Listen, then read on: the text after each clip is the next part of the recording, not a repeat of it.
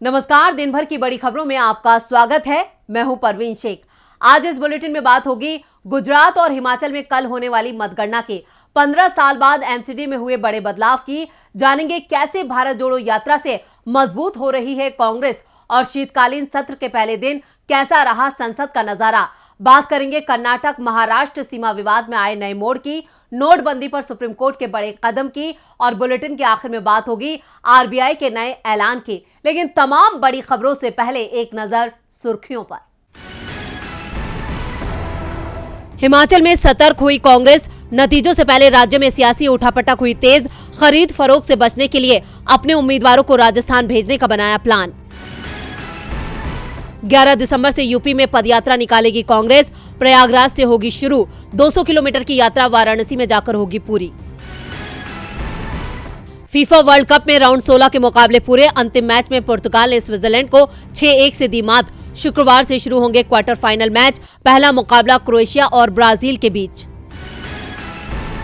गिरावट के साथ बंद हुआ शेयर बाजार। सेंसेक्स 216 अंकों की गिरावट के साथ 62,411 अंक पर हुआ बंद। निफ्टी 82 अंकों की गिरावट के साथ 18,560 अंक पर हुआ बंद। तो ये थी सुर्खियां और अब बात आज की सबसे बड़ी खबर की। गुजरात और हिमाचल में जनता ने किसके सिर सजाया ताज, ये 8 दिसंबर को पता चल जाएगा। वैसे दोनों ही राज्यों में कांग्रेस और बीजेपी आमने सामने थी। दोनों ही दल अपनी अपनी जीत का दावा कर रहे हैं। नतीजों पर पूरे देश की नजरें टिकी हुई हैं, तो मतगणना को लेकर कैसी हैं तैयारियां, देखते हैं ये रिपोर्ट। अब से कुछ ही देर में गुजरात की 182 और हिमाचल प्रदेश की 68 सीटों पर काउंटिंग शुरू हो जाएगी। दोनों ही राज्यों में बीजेपी की सत्ता दांव पर लगी हुई है। गुजरात में पिछले 27 साल से बीजेपी विधानसभा का चुनाव नहीं हारी है, तो हिमाचल में 1990 से ही सत्ता बदलने का रिवाज चला आ रहा है। एक बार कांग्रेस तो एक बार बीजेपी। इस बार सत्ता बीजेपी के पास है। ऐसे में कांग्रेस को उम्मीद है कि अब उसकी बारी है, तो बीजेपी रिवाज बदलने का दावा कर रही है। गुजरात में 182 विधानसभा सीटों के लिए 37 मतगणना केंद्र बनाए गए हैं। अहमदाबाद जिले में सर्वाधिक 3, जबकि सूरत और आणंद जिले में 2-2 मतगणना केंद्र बनाए गए हैं। काउंटिंग को लेकर गुजरात के मुख्य निर्वाचन अधिकारी पी भारती ने कहा कि इस बार ईवीएम और डाक मतपत्रों की एक साथ गिनती की जाएगी। शाम तक सभी परिणाम सामने आ जाएंगे। दूसरी तरफ हिमाचल प्रदेश की 68 सीटों की गिनती 13 मतगणना केंद्रों पर कराई जाएगी। मतगणना सुबह 8 बजे से शुरू होगी और कुछ ही दिन में रुझान मिलना शुरू हो जाएंगे। गुजरात में 2 चरणों में 1 और 5 दिसंबर को वोटिंग हुई थी। पहले चरण में 63.14%, तो दूसरे चरण में 65.30% वोटिंग हुई। दोनों चरणों में मिलाकर गुजरात में इस बार 64.33% वोट पड़े, जो 2017 के मुकाबले करीब 5% कम थे। जबकि हिमाचल प्रदेश में इस बार रिकॉर्ड वोटिंग हुई। हिमाचल में 76% के करीब मतदान हुआ है, जबकि 2017 में 75.57% लोगों ने वोट डाले थे। गुजरात और हिमाचल प्रदेश के साथ ही उत्तर प्रदेश में मैनपुरी लोकसभा सीट और 5 राज्यों में 6 विधानसभा सीटों के उपचुनाव के लिए भी वोटों की गिनती कल होगी, जिसमें यूपी में रामपुर और खतौली, राजस्थान में सरदार शहर, बिहार में कुर्नी, ओडिशा में पद्मपुर और छत्तीसगढ़ की भानु प्रतापपुर विधानसभा सीट शामिल है, जहां सुबह 8 बजे से काउंटिंग कराई जाएगी। हिमाचल और गुजरात में कमल खिलेगा या पंजाब मजबूत होगा, ये कल पता चल जाएगा। लेकिन दिल्ली नगर निगम में तो कमल मुरझा गया है। झाड़ू ने कमल को साफ कर दिया तो पंजाब भी कमजोर नजर आया है। इस बार एमसीडी पर आपने कब्जा जमाया है। केजरीवाल अब दिल्ली की सत्ता के साथ साथ एमसीडी पर भी काबिज हो गए हैं। तो क्या अब होगा दिल्ली का विकास, देखते हैं ये रिपोर्ट। दिल्ली नगर निगम में 15 साल से काबिज बीजेपी की सत्ता उखड़ गई है। बीजेपी निगम में विपक्ष में पहुंच गई है, जबकि आम आदमी पार्टी को बहुमत मिल गया है। लेकिन आपकी चिंता भी बढ़ी हुई दिख रही है। दरअसल करीब 3 साल पहले हुए विधानसभा चुनावों की तुलना में आपका वोट शेयर 12% तक लुढ़क गया है। आपको करीब 42% वोट मिला है, बीजेपी को 39 और कांग्रेस को 12% वोट मिला है। आपको बहुमत के आंकड़े से 8 सीटें ज्यादा मिली हैं। दिल्ली के तीनों निगमों के एकीकरण के बाद निगम की 250 सीटों पर पहली बार चुनाव कराया गया था। 4 दिसंबर को वोटिंग कराई गई और आज नतीजे घोषित किए गए। जो नतीजे सामने आए हैं उसमें आपको 134, बीजेपी को 104, कांग्रेस को 9 और अन्य को 3 सीटें मिली हैं। निगम चुनाव में बहुमत का आंकड़ा 126 है, यानी चुनाव नतीजों में आपको बहुमत मिल गया है। आप नेता तो यहां तक दावा कर रहे थे कि अब की बार 220 से ज्यादा सीटों पर उनकी पार्टी जीत हासिल करेगी। नतीजों में बीजेपी की बड़ी हार दिख रही है, लेकिन पार्टी नेता अभी भी निगम की सत्ता पर कब्जे के दावे कर रहे हैं। बीजेपी की ओर से दावा किया गया है कि मेयर उनकी पार्टी का ही होगा, जिसके बाद राजधानी में एक बार फिर से सरगर्मियां बढ़ गई हैं। बीजेपी के राष्ट्रीय प्रवक्ता आरपी सिंह ने दावा किया कि बीजेपी का वोट 1% बढ़ा है, जबकि आप का 12% कम हो गया है। निगम में मेयर हमारा ही रहेगा। दरअसल शहरी निकाय चुनाव में दल बदल कानून लागू नहीं होता है। ऐसे में पार्षद किसी के भी पक्ष में मतदान कर सकते हैं। चंडीगढ़ में हुए मेयर पद के चुनाव में बीजेपी को बहुमत नहीं मिला था। आप सबसे बड़ी पार्टी बनी थी, लेकिन पार्षदों की क्रॉस वोटिंग के चलते मेयर पद पर बीजेपी का उम्मीदवार चुनाव जीत गया। दिल्ली की बेहतरी के लिए लोगों ने इस बार आप पर भरोसा जताया है। क्या केजरीवाल इस भरोसे पर खरे उतरेंगे, ये तो वक्त बताएगा। लेकिन राहुल गांधी अपनी भारत जोड़ो यात्रा में लोगों के भरोसे को जीतते हुए आगे बढ़ रहे हैं। वहीं भारत जोड़ो यात्रा से कांग्रेस भी मजबूत हो रही है।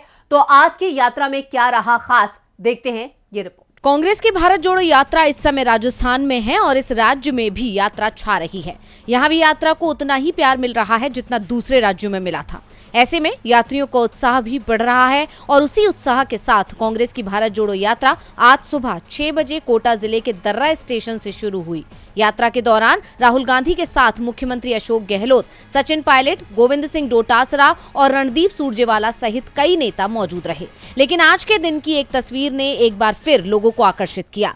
हालांकि जब से यात्रा शुरू हुई है, हर दिन राहुल की अनोखी तस्वीर लोगों का दिल जीतती है। लेकिन आज की इस तस्वीर में राहुल गांधी कठपुतली नचाते नजर आए। इसके अलावा भी कई तस्वीर कांग्रेस ने साझा की है, जिसके साथ पार्टी ने लिखा, राजस्थान की गौरवशाली विरासत और उसके लोक रंग। सुबह करीब 6:05 पर यात्रा शुरू हुई और यात्रा करीब 13 किलोमीटर का सफर कर 9:30 बजे मंडाना पहुंच गई। राहुल गांधी ने जैसलमेर, बाड़मेर से आए मांगड़ियार लोक कलाकारों से चर्चा की। इतना ही नहीं, राहुल की यात्रा में एक एम्बुलेंस फंस गई थी, जिसे तुरंत ही निकलने का रास्ता भी दिया गया। इसके साथ ही आज कांग्रेस महासचिव जयराम रमेश ने प्रेस कॉन्फ्रेंस के दौरान यात्रा के आगे का प्लान को लेकर जानकारी दी। वहीं आज यात्रा केवल नगर कोटा में आराम करेगी। इस राज्य में भी यात्रा को पूरा समर्थन मिल रहा है, जिससे कांग्रेस कार्यकर्ता और नेता उत्साहित हैं। राहुल गांधी की तपस्या और भारत जोड़ो यात्रा ने बीजेपी की नींदें उड़ा रखी है, क्योंकि कांग्रेस की मजबूती से बीजेपी की विदाई तय है। अब बात संसद सत्र की। संसद का शीतकालीन सत्र आज से शुरू हो गया। इस बार का शीतकालीन सत्र 17 दिनों तक चलने वाला है। इस सत्र में सरकार 16 बिलों को पेश करने वाली है। तो वहीं सत्र का पहला दिन कांग्रेस अध्यक्ष मल्लिकार्जुन खड़गे के नाम रहा। आज पीएम मोदी से ज्यादा सुर्खियां बटोरी मल्लिकार्जुन खड़गे ने। तो क्यों चर्चा में रहे मल्लिकार्जुन खड़गे, देखते हैं ये रिपोर्ट। संसद का शीतकालीन सत्र आज से शुरू हो गया है। संसद के दोनों सदनों राज्यसभा और लोकसभा की कार्रवाई आज काफी शांतिपूर्ण तरीके से संपन्न हुई। इससे पहले पीएम मोदी ने राज्यसभा के सभापति और उपराष्ट्रपति जगदीप धनखड़ को बधाई दी। पीएम मोदी ने कहा कि आप संघर्षों के बीच जीवन में आगे बढ़ते हुए इस मुकाम पर पहुंचे हैं। हमारे उपराष्ट्रपति किसान पुत्र हैं और उनके जीवन से लोगों को प्रेरणा लेनी चाहिए। वहीं कांग्रेस अध्यक्ष मल्लिकार्जुन खड़गे ने राज्यसभा में पहली बार संचालन करने के लिए सभापति धनखड़ को बधाई देते हुए कहा कि राज्यसभा में संरक्षक के रूप में उनकी भूमिका दूसरी भूमिकाओं की तुलना में काफी बड़ी है। उन्होंने कहा कि वो जिस कुर्सी पर बैठे हैं, वहां देश की कई महान हस्तियां बैठ चुकी हैं और उच्च सदन के 6 सभापति बाद में राष्ट्रपति भी बने। उन्होंने सभापति धनखड़ को भूमिपुत्र बताते हुए कहा कि उन्हें विधायक, सांसद, केंद्रीय मंत्री और राज्यपाल के रूप में विधायी कामकाज का लंबा अनुभव है। खड़गे ने कहा कि एक समस्या ये है कि सदन की बैठकें कम होने के कारण जनता के मुद्दों पर चर्चा के लिए उचित समय नहीं मिल पाता। गरीबों, SC, ST, दबे कुचलों, किसानों, अत्याचार की शिकार महिलाओं के हालात पर ढंग से बात नहीं रख पाते। राज्यसभा में विपक्ष के नेता मल्लिकार्जुन खड़गे आज अपने संबोधन में काफी शायराना अंदाज में नजर आए। उन्होंने राज्यसभा के अध्यक्ष जगदीप धनखड़ को शेर सुनाते हुए कहा, मेरे बारे में कोई राय मत बनाना गालिब, मेरा वक्त भी बदलेगा, मेरी राय भी बदलेगी। अपने इस शेर से खड़गे ने एक तीर से कई निशाने साधने की कोशिश की है। उन्होंने मौजूदा सरकार और बीजेपी को साफ संदेश देने की कोशिश की है कि उनके और कांग्रेस पार्टी के आज के हालात से अंदाजा ना लगा लेना कि हम कमजोर हैं। आने वाला वक्त हमारा होगा, यानी ये साफ है कि सत्र के आने वाले दिनों में कांग्रेस मोदी सरकार को कई मुद्दों पर घेरने वाली है। आज राज्यसभा के सभापति के तौर पर जगदीप धनखड़ का भी पहला दिन है। यही कारण है कि राज्यसभा के सभापति के तौर पर उपराष्ट्रपति जगदीप धनखड़ का आज सभी लोग स्वागत करते दिखे। ये सत्र 29 दिसंबर तक चलेगा, जिसमें सरकार 16 बिलों को पेश करेगी। खड़गे के तेवरों से साफ है कि इस बार भी संसद का सत्र हंगामेदार होने वाला है। हंगामा तो कर्नाटक और महाराष्ट्र के बीच भी मचा हुआ है। कर्नाटक और महाराष्ट्र के बीच सीमा विवाद ने बीजेपी आलाकमान की नींद उड़ा रखी है। इस विवाद से बीजेपी की मुश्किलों में इजाफा हो गया है, क्योंकि दोनों ही राज्यों में बीजेपी सत्ता में है और सीमा विवाद से दोनों के बीच टकराव और तेज हो गया है। कर्नाटक महाराष्ट्र दोनों राज्यों की सरकारें आमने सामने आ गई हैं और एक दूसरे के खिलाफ बयानबाजी करते हुए कड़ी प्रतिक्रिया दे रही हैं और ये मामला अब तूल पकड़ता जा रहा है। ये विवाद है सीमा विवाद का, जिससे बीजेपी फिर से मुश्किल में दिखाई दे रही है, क्योंकि कर्नाटक और महाराष्ट्र के बीच दशकों पुराना सीमा विवाद फिर से सुर्खियों में है। पिछले दिनों जहां कर्नाटक के सीएम बसवराज बोम्मई ने महाराष्ट्र के मंत्रियों को चेतावनी दी थी, तो अब महाराष्ट्र राज्य सड़क परिवहन निगम की तरफ से बड़ा फैसला लिया गया है। दरअसल महाराष्ट्र और कर्नाटक के बीच बढ़ते सीमा विवाद को देखते हुए महाराष्ट्र राज्य सड़क परिवहन निगम ने कर्नाटक के लिए बस सेवा निलंबित कर दी है। महाराष्ट्र सरकार ने कहा कि यात्रियों और बसों की सुरक्षा के बारे में पुलिस से मंजूरी मिलने के बाद सेवाओं को फिर से शुरू करने का फैसला किया जाएगा। ये फैसला पुलिस के सुरक्षा अलर्ट के बाद लिया गया है। प्रदर्शन के दौरान कर्नाटक में बसों पर हमला किया जा सकता है। बता दें कि कर्नाटक और महाराष्ट्र के बीच सीमा विवाद ने 6 दिसंबर को उग्र रूप ले लिया, जिसको देखते हुए महाराष्ट्र सरकार ने यह फैसला किया है। कल यानी 6 दिसंबर को पुणे से बेंगलुरु जा रही महाराष्ट्र की गाड़ियों को रोककर प्रदर्शन किया गया। इस दौरान ट्रकों पर भी पथराव किया गया। घटना पर महाराष्ट्र के उप मुख्यमंत्री देवेंद्र फडणवीस ने कर्नाटक के मुख्यमंत्री बसवराज बोम्मई को फोन कर अपनी नाराजगी जाहिर की थी। हालांकि कर्नाटक के मुख्यमंत्री बसवराज बोम्मई ने कहा कि दोषियों के खिलाफ सख्त कार्रवाई की जाएगी। उन्होंने फडणवीस को आश्वासन दिया कि महाराष्ट्र से आने वाले वाहनों की सुरक्षा की जाएगी। इससे पहले महाराष्ट्र के 2 मंत्रियों चंद्रकांत पाटिल और शंभूराज देसाई ने बेलगावी की अपनी निर्धारित यात्रा स्थगित कर दी थी। वहीं सोमवार को कर्नाटक के मुख्यमंत्री बसवराज बोम्मई ने कहा था कि इस यात्रा से कानून व्यवस्था की चुनौती पैदा हो सकती है। दोनों मंत्री कर्नाटक के बेलगावी में लोगों से चर्चा करने के लिए जाने वाले थे। कर्नाटक को लेकर महाराष्ट्र ने अपने तेवर कड़े कर लिए हैं, तो कर्नाटक भी हथियार डालने को तैयार नहीं है। अब देखना होगा कि बीजेपी नेतृत्व इसका क्या हल निकालती है। अब बात नोटबंदी की। 500 और 1000 के नोट बंद करने को लेकर दाखिल याचिकाओं पर आज सुप्रीम कोर्ट ने अपना फैसला सुरक्षित रख लिया है। सुप्रीम कोर्ट ने केंद्र और आरबीआई को आदेश दिया है कि इस मामले से जुड़े सभी रिकॉर्ड कोर्ट में दाखिल किए जाएं। नोटबंदी को लेकर सुनवाई के दौरान और क्या कुछ कहा सुप्रीम कोर्ट ने, देखते हैं ये रिपोर्ट। 500 और 1000 के नोटों को लेकर एक बार फिर चर्चाएं शुरू हो गई हैं। ये चर्चाएं उस वक्त शुरू हुई जब देश की सर्वोच्च अदालत में नोटबंदी को लेकर याचिकाएं दाखिल की गईं। आज इन याचिकाओं को लेकर सुप्रीम कोर्ट में सुनवाई पूरी हो गई है। सुप्रीम कोर्ट ने आज केंद्र सरकार और भारतीय रिजर्व बैंक को 1000 रुपए और 500 रुपए के पुराने नोटों को बंद करने के सरकार के 2016 के फैसले से जुड़े सभी रिकॉर्ड को पेश करने का निर्देश दिया है। नोटबंदी को चुनौती देने वाली सभी याचिकाओं पर सुप्रीम कोर्ट में सुनवाई पूरी हो चुकी है। सुप्रीम कोर्ट ने इस मामले पर अपना फैसला सुरक्षित रखा है। सुप्रीम कोर्ट की संविधान पीठ ने दोनों पक्षों से शनिवार तक लिखित जवाब मांगा है। सुप्रीम कोर्ट ने केंद्र सरकार और आरबीआई से कहा कि वो नोटबंदी के इस फैसले से जुड़े सभी रिकॉर्ड को सीलबंद कवर में दे। सुप्रीम कोर्ट ने कहा कि केंद्र सरकार के 2016 के नोटबंदी के फैसले को चुनौती देने वाली दलीलों के एक समूह पर अपना फैसला उसने सुरक्षित रख लिया है। न्यायमूर्ति एस.ए. नजीर की अध्यक्षता वाली 5 न्यायाधीशों की संविधान पीठ ने अटॉर्नी जनरल और वेंकट रमणी, आरबीआई के वकील और वरिष्ठ अधिवक्ता पी चिदम्बरम और श्याम दीवान सहित याचिकाकर्ताओं के वकीलों की दलीलें सुनी। न्यायमूर्ति एस.ए. नजीर की अध्यक्षता वाली संविधान पीठ में न्यायमूर्ति बी.आर. गवई, न्यायमूर्ति ए.एस. बोपन्ना, न्यायमूर्ति वी. रामा सुब्रमण्यम और न्यायमूर्ति बी.वी. नागरत्ना शामिल हैं। संविधान पीठ ने कहा कि मामले की सुनवाई पूरी हो गई, फैसला सुरक्षित रखा गया है। केंद्र सरकार और भारतीय रिजर्व बैंक के वकीलों को मामले से जुड़े रिकॉर्ड पेश करने का निर्देश दिया जाता है, जबकि अटॉर्नी जनरल ने पीठ के सामने कहा कि वो सीलबंद लिफाफे में सभी रिकॉर्ड जमा करेंगे। गौरतलब है कि सुप्रीम कोर्ट 8 नवंबर 2016 को मोदी सरकार की नोटबंदी को चुनौती देने वाली 58 याचिकाओं की सुनवाई कर रहा है, जबकि केंद्र सरकार ने सुनवाई का ये कहकर विरोध किया था कि 2016 की नोटबंदी के बारे में नए सिरे से सुनवाई से कोई फायदा नहीं है। और बुलेटिन के आखिर में बात होगी आरबीआई के नए ऐलान की। आरबीआई गवर्नर ने 3 दिनों तक चली एमपीसी की बैठक के बाद रेपो रेट बढ़ाने का ऐलान किया है।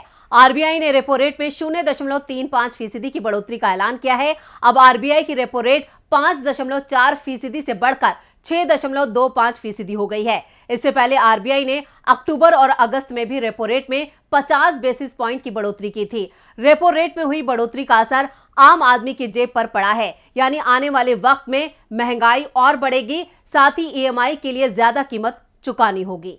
बढ़ती महंगाई आज देश की सबसे बड़ी समस्या है। इस समस्या से सबसे ज्यादा आम आदमी प्रभावित हो रहा है क्योंकि उसकी थाली का साइज लगातार छोटा होता जा रहा है। बढ़ती महंगाई के बीच आरबीआई ने भी लोगों की चिंता और बढ़ा दी है। भारतीय रिजर्व बैंक ने रेपो रेट में 0.35% का इजाफा किया। इससे रेपो रेट 5.90% से बढ़कर 6.25% हो गया है। यानी होम लोन से लेकर ऑटो और पर्सनल लोन सब कुछ महंगा हो गया और आपको ज्यादा ईएमआई चुकानी होगी। ब्याज दरों पर फैसलों के लिए 5 दिसंबर से मॉनेटरी पॉलिसी कमेटी की मीटिंग चल रही थी। आरबीआई गवर्नर शक्तिकांत दास ने आज प्रेस कॉन्फ्रेंस में ब्याज दरों से जुड़ी घोषणा की। इससे पहले सितंबर में हुई मीटिंग में ब्याज दरों को 5.40% से बढ़ाकर 5.90% किया गया था। मॉनेटरी पॉलिसी की मीटिंग हर 2 महीने में होती है। इस वित्त वर्ष की पहली मीटिंग अप्रैल में हुई थी। तब आरबीआई ने रेपो रेट को 4% पर स्थिर रखा था, लेकिन आरबीआई ने 2 और 3 मई को इमरजेंसी मीटिंग बुलाकर रेपो रेट को 0.40% बढ़ाकर 4.40% कर दिया था। 22 मई 2020 के बाद रेपो रेट में ये बदलाव हुआ था। इसके बाद 6 से 8 जून को हुई मीटिंग में रेपो रेट में 0.50% इजाफा किया गया था। इससे रेपो रेट 4.40% से बढ़कर 4.90% हो गई थी। फिर अगस्त में इसे 0.50% बढ़ाया गया, जिससे ये 5.40% पर पहुंच गई। सितंबर में ब्याज दरें 5.90% हो गई। अब ब्याज दरें 6.25% पर पहुंच गई हैं और इसका सबसे ज्यादा असर आम आदमी की जेब पर पड़ा है।